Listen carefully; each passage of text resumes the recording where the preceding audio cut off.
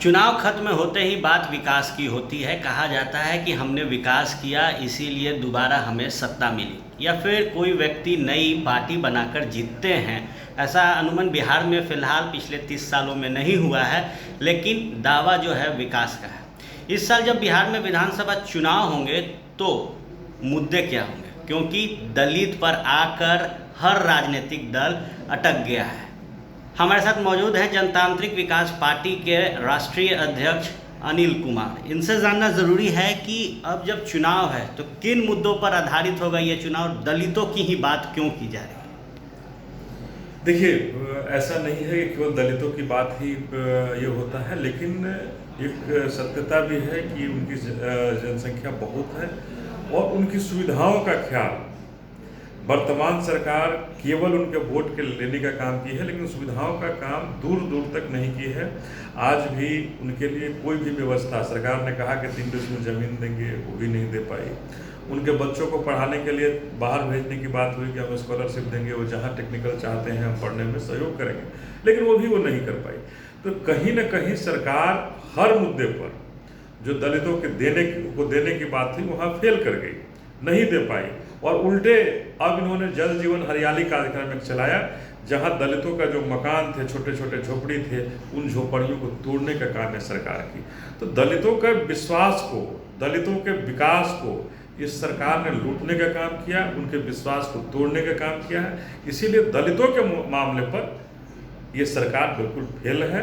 कहीं भी दलितों का कोई सम्मान, दलितों को कोई विकास की योजना इस सरकार के अंदर नहीं है। हाल के दिनों की बात की जाए तो परीक्षा को लेकर लगातार छात्र जो हैं वो कह रहे हैं कि जो स्थिति है कोरोना, ऐसे में चुनाव नहीं होना चाहिए। लेकिन अब सरकार ने कई एग्ज़ाम्स की बात की है। जो स्थिति है बिहार में, हर चीज़ बंद है, लोगों का काम धाम ठप है। एक बच्चा जब दूसरे राज्य में या दूसरे ज़िले में जाता है तो काफ़ी खर्च होते हैं। ऐसे में क्या जो स्थिति है, ऐसे में परीक्षा होना चाहिए? आप परीक्षा की बात कर रहे हैं या चुनाव की बात कर रहे हैं? नहीं, परीक्षा की बात कर रहे हैं। नहीं, परीक्षा भी नहीं होना चाहिए। जब पढ़ाई नहीं हुए हैं तो परीक्षा नहीं होनी चाहिए, क्योंकि 5 महीने का लॉकडाउन एक बहुत लंबा पीरियड होता है। बच्चों को सब कुछ से दूर रखे हुए हैं, बच्चों को ही नहीं, पूरा हर लोग अपने अपने कामों से दूर रहा है 5 महीने में। तो परीक्षा नहीं होनी चाहिए। और नीतीश कुमार जी का जो एजेंडा है कि किसी भी तरह से बिहार में हमें चुनाव करा लेना है, कुर्सी हथिया लेनी है, कि विपक्ष को अपनी बात कहने का अधिकार, विपक्ष को अपने बात करने का, मतदाताओं के बीच जाने का समय नहीं मिले और चुनाव हो जाए और लॉकडाउन पीरियड रहेगा। लॉकडाउन में हम अपनी बातों को अपने प्रशासनिक पदाधिकारियों के द्वारा पहुंचा देंगे और हम फिर से कुर्सी हथिया लेंगे। तो नीतीश कुमार केवल इसकी व्यवस्था में है। चुनाव हो, पढ़ाई हो, परीक्षाएं हो, इनसे उन्हें कोई मतलब नहीं है। आज एक राजनीतिक दुर्घटना हुई है। राजद ने आरोप लगाया था मुख्यमंत्री नीतीश कुमार के ऊपर कि ये लोग दलित विरोधी हैं। आज नीतीश कुमार ने अपने दलित मंत्रियों की फौज उतार दी है, एक लंबा जो काम काज है उसे गिनवाया है। देखिए, काम काज गिनवाने वाली ये सरकार है और काम काज पेपर पे ही हुआ है। इनका काम सचिवालय के अंदर जो इनके पास फाइल है उनके अंदर देखा जा सकता है कि बहुत सारे ये काम कर सकते हैं, लेकिन धरातल पर उनका काम कहीं भी नहीं उतरा है। किसी भी दलित मोहल्ले में जाकर देखने की ज़रूरत है। पूरे बिहार में दलित मोहल्ले हैं, अगर यही होता तो बिहार के माननीय मुख्यमंत्री जो दलितों के प्रेमी इतने हैं, तो डुमरांव गए थे। वहाँ पे नंदन गांव में जो हुआ कि इन पर बहुत बड़ा हमला हो गया और ये हुआ, तो वही दलित मोहल्ला था जहाँ झूठी विकास की बातें की गई थी। उग्र होकर के लोगों ने कहा था कि हमारी बातों को सुनिए, लेकिन माननीय मुख्यमंत्री जी बातों को सुनना नहीं पसंद करते हैं। सच्चाई से अवगत नहीं होना चाहते हैं, सच्चाई को जानना नहीं चाहते हैं। इसलिए दलित के नाम पर ये केवल कार्ड खेलते हैं। अपने सचिवालय के अंदर दलितों का काम दिखाते हैं कि हमने ये कर दिया, वो कर दिया। अगर माननीय मुख्यमंत्री को हिम्मत है तो दलित के मोहल्ले में जाके देखें, बिना बताए जाए ना। बहुत सारे दलित मोहल्ले, कहीं जाकर देख ले, पटना के अंदर दलितों के मोहल्लों को देख ले क्या स्थिति है।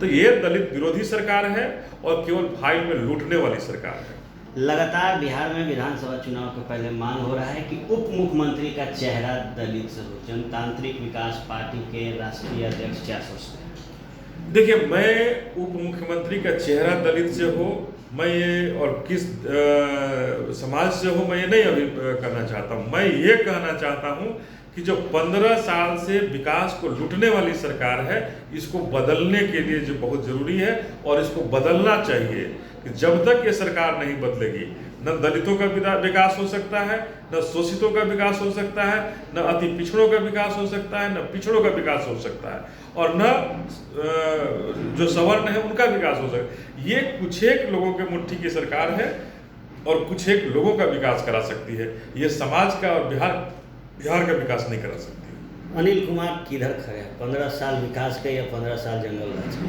नहीं, देखिए 15 साल अभी की जो वर्तमान सरकार है, मैं इसे महाजंगल राज कहता हूँ और ये विकास के लुटेरी सरकार है। तो 15 साल अगर हमारे वर्तमान शासक लुटेरे रहे हैं, विकास के महाजंगल राज वाले रहे हैं, तो निश्चित रूप से हम इनके विरोध में खड़े हैं, इनके साथ कभी नहीं खड़े हो सकते हैं। और ऐसी सरकार जो हमारे बिहार की विरोधी सरकार है, हमारे बिहार के युवाओं की विरोधी सरकार है, बिहार के महिलाओं की विरोधी सरकार है, मैं इसके खिलाफ हूँ। फर्स्ट बिहार झारखंड से बात करने के लिए धन्यवाद। धन्यवाद आप सबको, आपके दर्शकों को धन्यवाद। जय हिंद।